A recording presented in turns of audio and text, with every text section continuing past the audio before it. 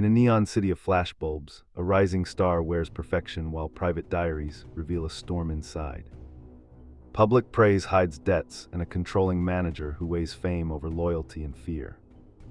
A gossip column chases glory while the star signs a hush deal with a shadowy sponsor.